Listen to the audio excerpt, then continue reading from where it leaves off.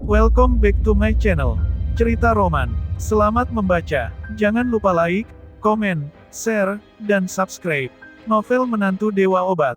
Klik tanda lonceng supaya dapat pemberitahuan selanjutnya. Oke. Bab 290. Mata Martin memerah dan berkata, ketika aku sampai di sana, mereka berdua sudah tidak terlihat seperti manusia lagi. Putraku, berlumuran darah di sekujur badannya dan dibuang ke lumpur. Ada serangga dan semut yang berjalan dan mengelilingi seluruh badannya. Hal pertama yang dia lakukan saat melihatku adalah memohon kepadaku untuk membunuhnya. Setelah mengucapkan kalimat itu, air mata yang tadinya menggenang di mata Martin mau tidak mau mengalir dengan tak tertahankan. Lalu dia menghela nafas dalam-dalam. Setelah menyeka air matanya dia berkata, sedangkan menantu perempuan aku, kaki dan tangannya dipotong. Dibuat menjadi seperti babi dan dikemas di dalam toples. Keluarga Regatta membuatnya tetap bertahan hidup dengan obat-obatan. Dia tetap bisa sadar dan merasakan semuanya dengan jelas serta merasakan sakitnya. Reva mengernyitkan keningnya. Dia merasa metode keluarga Regatta ini terlalu kejam. Pantas saja 10 keluarga terpandang itu tidak berani melawan dan bermusuhan dengan keluarga Regatta. Sepertinya dia telah meremehkan keluarga Regatta. Tetapi, ini juga membuat Reva lebih fokus pada masalah ini. Pertarungan antara dirinya dengan keluarga Regatta bukan lagi hanya sebuah pertarungan bisnis yang sederhana. Dalam pertarungannya ini jika dia kalah maka hidupnya pasti akan berakhir dengan suram.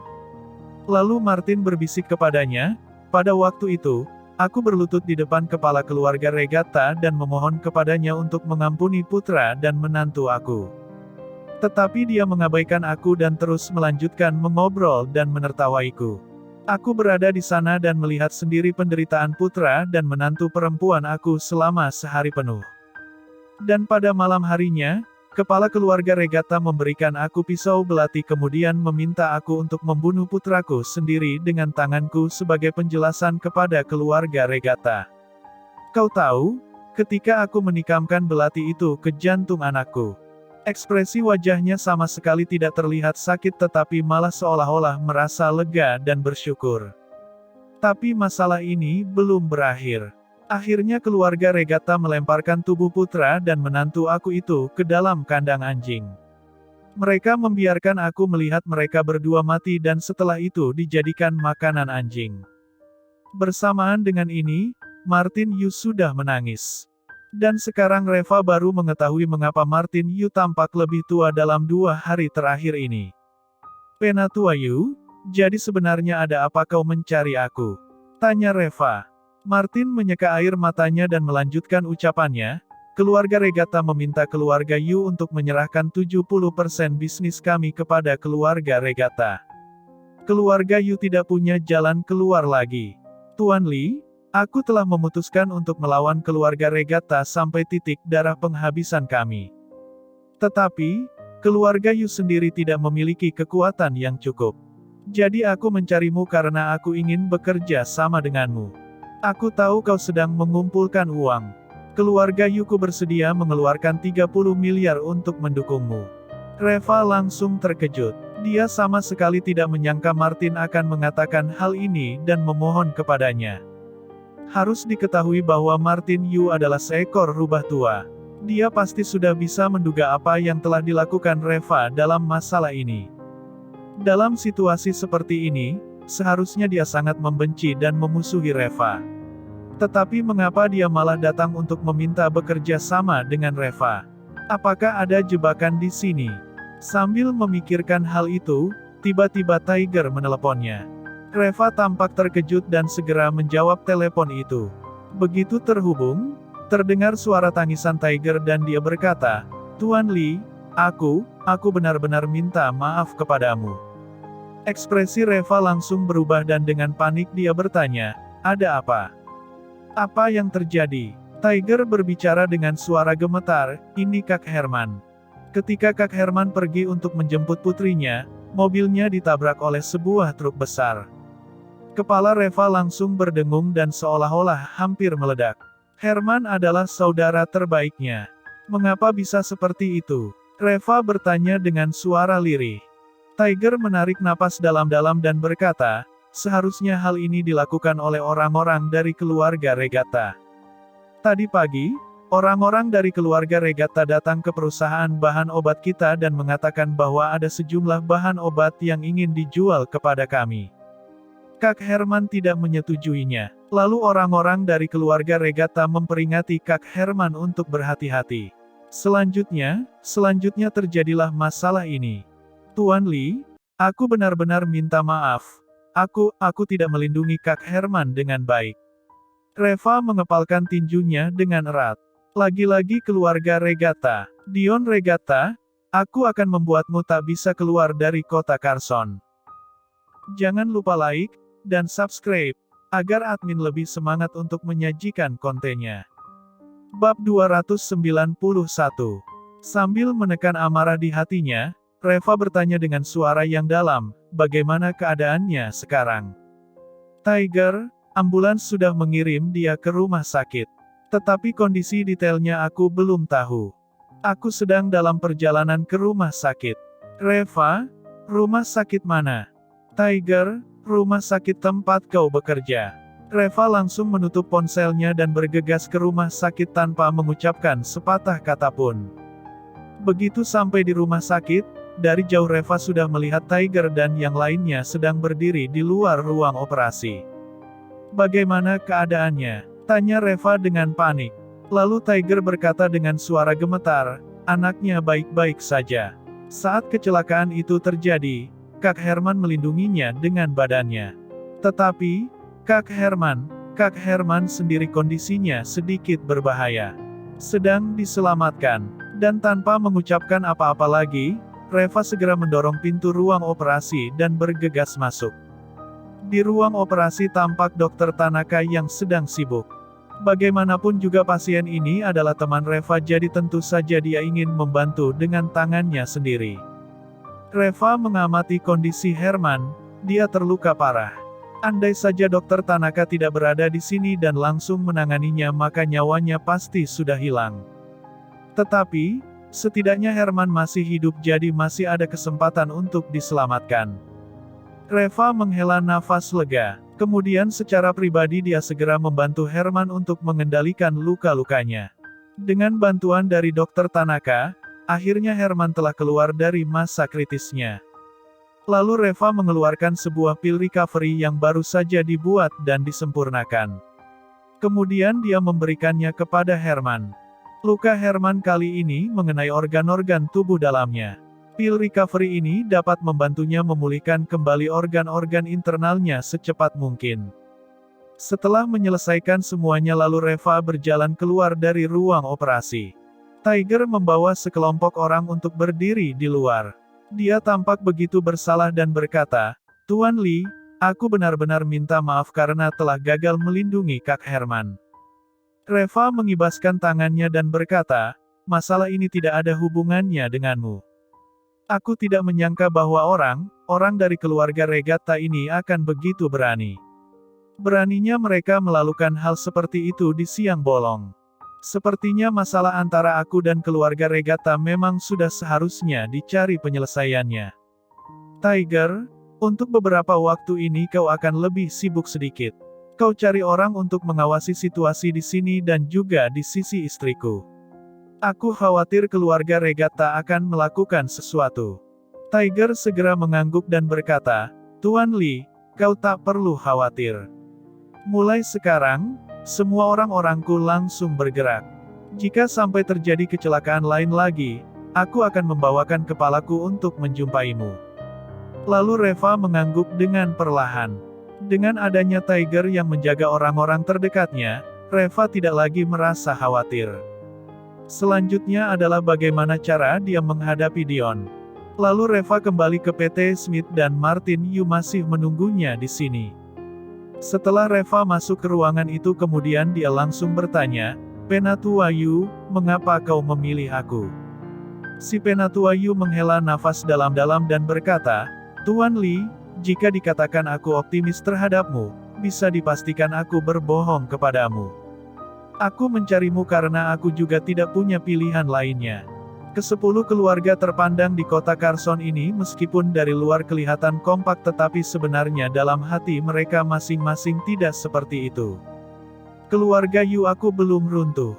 Tetapi kesembilan keluarga terpandang lainnya sudah mulai mendiskusikan bagaimana mereka nantinya akan membagi properti dan aset keluarga Yu aku. Satu-satunya orang di kota Carson yang bisa mengalahkan keluarga Regatta hanyalah Tuan King. Tetapi Tuan King tidak akan melakukan seperti itu. Sekarang, di seluruh kota Carson ini, satu-satunya orang yang memiliki dendam dan ingin bertarung dengan keluarga Regatta itu hanya kau seorang. Jadi aku hanya bisa bekerja sama denganmu. Lalu Reva mengangguk dengan perlahan. Dan menurutnya ucapan Martin ini bisa dipercaya. Kemudian dengan lembut Martin berkata, Tuan Li, kau dan keluarga Yu aku memiliki sedikit kesalahpahaman sebelumnya, tetapi ini semua tidak penting. Kali ini kita berada di kapal yang sama karena masalah keluarga Regatta ini. Aku mendukung Tuan Li dengan uang tanpa meminta balas jasa ataupun imbalan apapun. Aku hanya meminta Tuan Li dapat membantu aku untuk menjaga keluarga Yu. Bisnis keluarga Yu yang sudah bertahun-tahun tidak dapat hancur di tanganku. Setelah mengatakan kalimat itu lalu Martin Yu langsung berlutut di lantai dan berkata, hidup mati keluarga Yu semuanya berada di tangan Tuan Li. Orang tua ini sudah tidak punya banyak waktu lagi. Aku hanya meminta Tuan Li dapat membantu aku mempertahankan keluarga Yu aku. Jika keluarga Yu aku dapat dipertahankan maka di kemudian hari keluarga Yu aku bersedia menjadi bidak pion Tuan Li. Dan membantu Tuan Li baik dari luar maupun dalam, aku sama sekali tidak akan mengeluh sedikitpun. Reva tidak langsung menjawabnya. Dia menatap Martin dan tiba-tiba bertanya, lalu apa maksudnya dengan Nona Anya? Martin berbisik, meskipun orang tua ini bodoh tetapi dulu aku pernah melakukan beberapa hal yang baik ketika masih muda. Saat Nona Anya diusir keluar oleh keluarganya, aku, si orang tua ini telah berbaik hati untuk membantunya. Pertemuan hari ini juga diatur oleh Nona Anya. Lalu Reva mengangguk perlahan. Sebenarnya Reva tidak percaya kepada Martin tetapi jika Anya juga terlibat maka ceritanya akan berbeda. Bukan karena Reva percaya kepada Anya, tetapi karena Anya masih memerlukan dia untuk membantu putrinya dan sahabatnya. Oleh karena itu, Anya tidak mungkin akan menyakitinya. Kalau begitu, maka kita putuskan seperti itu saja. Kau berikan 30 miliar, lalu kita bekerja sama untuk menyelesaikan masalah keluarga Regatta. Ujar Reva. Mendengar ucapannya itu membuat Martin sangat gembira dan dengan cepat dia berkata, terima kasih, Tuan Li. Reva mengangguk lalu dia melihat ke arah pintu, Nona Anya, kalau sudah tiba mengapa kau tidak langsung masuk ke dalam dan ikut mengobrol. Sebuah tawa terdengar dari luar pintu, lalu Anya yang mengenakan pakaian serba putih membuka pintunya dan masuk. Tuan Li, aku benar-benar tidak bisa menyembunyikan apapun dari kau. Sebelumnya aku benar-benar minta maaf karena telah mengundangmu ke sini dengan terburu-buru dan juga tidak menginformasikan apapun kepadamu sebelumnya. Tetapi, ini adalah masalah keluarga Yu dengan dirimu. Aku juga merasa tidak enak untuk ikut campur. Jadi, aku hanya bisa membiarkan Penatua Yu untuk mengobrol denganmu secara pribadi. Tentang bagaimana hasil dan keputusannya semua ada di tanganmu sendiri. Reva mengangguk. Cara pendekatan Anya sudah benar. Jika dia yang maju untuk berbicara atas nama Martin, mungkin Reva akan memikirkan martabatnya dulu sehingga nantinya akan mempengaruhi keputusan Reva. Lalu Anya berkata, Tuan Li, aku dapat memberikan 15 miliar untuk asosiasi medis kau itu. Reva sangat terkejut. Dia tidak menyangka Anya juga bersedia untuk ikut berinvestasi. Nona Anya, yang kita hadapi kali ini adalah dokter-dokter jenius dari 6 provinsi, 15 miliar ini juga ada kemungkinan bisa hilang. Apakah kau sudah tahu? Tanya Reva. Anya langsung mengibaskan tangannya dan berkata, jangan pikirkan itu. Tuan Li, masalah yang utama sekarang adalah aku tidak memiliki banyak uang cash di tanganku, jadi aku hanya dapat memberikan 15 miliar. Kalau tidak, puluhan miliar pun pasti akan kuberikan sebagai investasi itu. Aku tidak akan pernah ragu. Aku benar-benar mempercayai keterampilan medismu. Mendengar ucapannya Anya itu, Martin langsung terkejut. Dia sudah mendengar dari Anya bahwa Reva sangat hebat dalam ilmu medis. Tetapi dia tidak tahu bahwa Anya juga sangat mempercayai keterampilan medis Reva. Setelah meninggalkan PT Smith, Reva menghitung cepat dalam benaknya. Dari Kenji 15 miliar, Brett 20 miliar, keluarga Yu 30 miliar, Anya 15 miliar dan ditambah dengan perusahaan farmasi Su 5 miliar, itu berarti totalnya ada 85 miliar.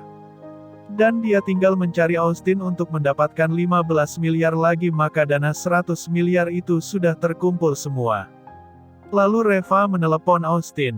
Dan ternyata Austin sangat lugas, dia langsung memberikan 35 miliar sehingga dana Reva sekarang langsung menjadi 120 miliar totalnya. Reva juga tampak terkejut. Sikap Austin ini memang sangat baik dan jauh dari apa yang bisa dibayangkan oleh orang lain. Dan malam itu, semua dana cash itu masuk ke rekening Reva. Lalu Reva bergegas ke perusahaan untuk mencari Nara. Dia mendiskusikan masalah ini dengannya. Reva tidak memberitahunya mengenai keterampilan medisnya. Dia hanya mengatakan bahwa dia akan melakukan investasi. Dan dengan tanpa ragu Nara langsung menyetujuinya untuk mentransfer 5 miliar kepadanya. Dia sepenuhnya percaya kepada Reva. Tetapi tentu saja perusahaan farmasi Su tidak perlu mengeluarkan uang sebanyak 5 miliar. Uang kompensasi yang Reva dapatkan dari keluarga Yu sebanyak 3 miliar, jadi farmasi Su hanya perlu memberikan 2 miliar sisanya lagi saja. Dan ketika semuanya sudah siap, Reva menelepon Kenji dan memintanya pergi menangani segala sesuatunya terkait dengan asosiasi medis itu. Pertemuan pertukaran medis itu akan diadakan 3 hari kemudian dan Kenji sendiri yang mengurus masalah ini. Sehingga 3 hari sudah lebih dari cukup untuk menyelesaikan urusan asosiasi tersebut. Keesokan paginya, Reva pergi bekerja seperti biasa. Begitu masuk ke dalam kantornya, Reva melihat keluarga Axel sedang duduk di dalam kantornya. Jantung Reva langsung berdetak kencang. Apa yang akan terjadi lagi sekarang? Hana adalah orang pertama yang melihat Reva masuk dan langsung berteriak, "Dia sudah datang. Bajingan ini sudah ada di sini." Dan Alina juga melompat ke depan seperti binatang buas yang sedang marah dan langsung memaki, "Reva, dasar bajingan kau. Apakah kau ingin membunuh putriku? Sebenarnya apa maumu? Kau membuatnya mengambil pinjaman sebanyak 2 miliar dolar. Apakah kau benar-benar ingin membuatnya mati?" Jangan lupa like dan subscribe agar admin lebih semangat untuk menyajikan kontennya. Bab 292. Reva langsung tercengang. Kapan dia meminta Nara untuk mengambil pinjaman sebanyak 2 miliar dolar? Batin Reva. "Ma, apa yang kau katakan? Mengapa dia mengambil pinjaman 2 miliar? Ujar Reva dengan cemas. "Kau ini masih belaga bego ya? Aku akan membuat perhitungan denganmu." Teriak Alina lalu dia langsung menamparkan Reva. Dengan terburu-buru Reva menghindar dan berkata dengan tergesa-gesa, "Ma, kalau ada apa-apa bicaralah dengan baik. Sebenarnya ada apa? Katakanlah kepadaku." Alina terus merepet, "Berhenti kau. Berhenti aku bilang. Hari ini kalau bukan kau yang mati pasti aku." Halangi dia. Hiro segera berlari dan merentangkan tangannya untuk menghalangi Reva. Dengan senyum sinis di wajahnya Hiro berharap Reva akan dipukul oleh Alina. Reva tidak berani menyentuh Alina tetapi dengan Hiro dia sama sekali tidak akan sungkan. Lalu Reva pura-pura tersandung dan memukul Hiro sehingga menyebabkan Hiro jatuh ke lantai dan kepalanya berdarah. Dengan cepat Hana memegang Hiro dan berteriak dengan marah, "Reva, beraninya kau memukul suami aku. Aku akan membuat perhitungan denganmu." Lalu Hana meraih gelas yang ada di atas meja dan bergegas menghampiri Reva. Dan di saat yang sama, tampak beberapa petugas keamanan masuk dan langsung menghentikan kedua wanita itu. Justin adalah orang yang memimpin para petugas itu. Hari itu dia telah dituduh oleh Alina sehingga membuat nama baiknya tercoreng. Dan gara-gara masalah itu dia telah diinterogasi oleh dekan RS selama beberapa hari. Dia telah menahan emosinya begitu lama dan begitu sekarang kesempatan itu datang tentu saja dia tidak akan sungkan lagi terhadap keluarga Su ini. Apa yang sedang kalian lakukan? Ringkus mereka semua. Jika ada dari mereka yang berani melakukannya langsung pukul saja. Apapun yang terjadi aku yang akan bertanggung jawab. Lalu beberapa petugas keamanan itu dengan sangar meringkus dan menekan Alina serta Hana ke lantai dan menginjak mereka. Keduanya berusaha sekuat tenaga untuk melepaskan diri tetapi sama sekali tidak bisa. Axel tampak cemas dan bertanya, "Apa yang kalian lakukan? Lepaskan istri dan putriku. Kalau tidak aku akan memanggil polisi." Justin langsung mencibir, "Kau panggil polisi? Malah aku yang ingin memanggil polisi. Di sini adalah rumah sakit. Kalian datang ke sini untuk memukul orang jadi kami berhak untuk menghentikan kalian semua. Panggil polisi. Kita lihat saja nanti siapa yang akan ditangkap oleh polisi saat itu." Axel langsung terdiam dan tertegun. Ya, memang mereka sendiri yang mau memukul orang lebih dulu tadi. Jika benar-benar sampai dilaporkan ke polisi, rumah sakit sama sekali tidak bersalah. Malah mereka yang harus dikurung selama beberapa hari. Lalu Axel memelototi Reva dan berkata, "Reva, jadi begitu sikapmu ketika melihat mama mertua dan adik iparmu ditindas oleh orang lain. Apakah kau masih seorang laki-laki?" Reva terdiam. Tadi waktu mereka berdua mengejarnya dan mau memukulnya, Axel sama sekali tidak mengatakan apa-apa. Sekarang ketika orang-orang dari rumah sakit datang untuk membelanya, dia malah meminta Reva untuk membantunya. Apakah dia harus meminta orang-orang itu melepaskan mereka berdua agar mereka dapat melanjutkan untuk memukulinya lagi? Batin Reva.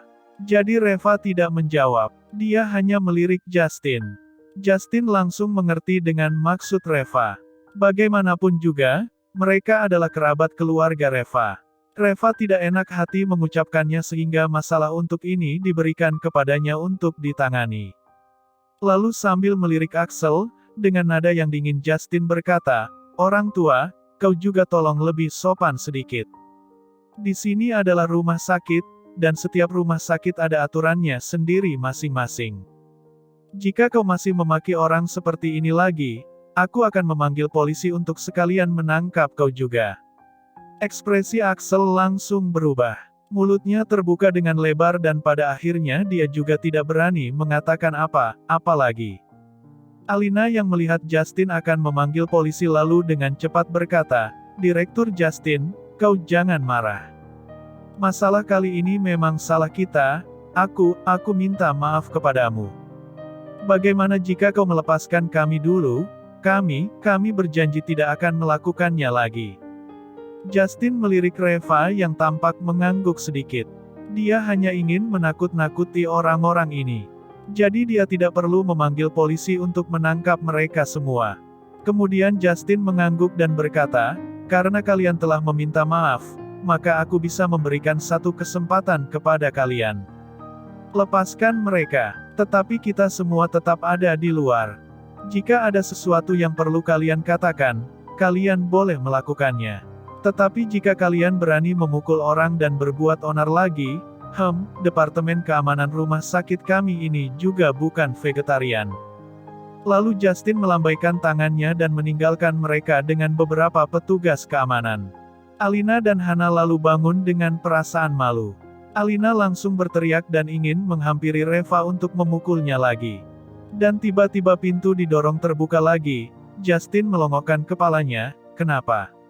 Mau memukul lagi?" Dan Alina langsung terdiam. Dia tidak ingin diinjak-injak oleh orang-orang itu lagi. "Ma, sebenarnya ada apa?" tanya Reva. Lalu Alina menggertakkan giginya dan berkata, "Reva, kau tidak usah belaga bego di sini. Bukankah kau yang mengatakan kepada Nara bahwa kau ingin melakukan investasi dalam sebuah proyek sehingga kau meminta uangnya dari Nara? Kau bukannya tidak tahu dengan situasi perusahaan kita sekarang? Demi mendapatkan $2 miliar ini, Nara telah menggadaikan semua saham perusahaan dan mengambil pinjaman 2 miliar itu dari bank. Apakah kau tahu jika uang itu tidak bisa dibayar nantinya perusahaan akan lenyap dan Nara juga masih harus masuk penjara? Apakah kau sangat ingin menyakiti Nara sekaligus menghancurkan keluarga Sukami? Bersambung di channel cerita roman selanjutnya. Jangan lupa like, komen, share, dan subscribe. Novel Menantu Dewa Obat.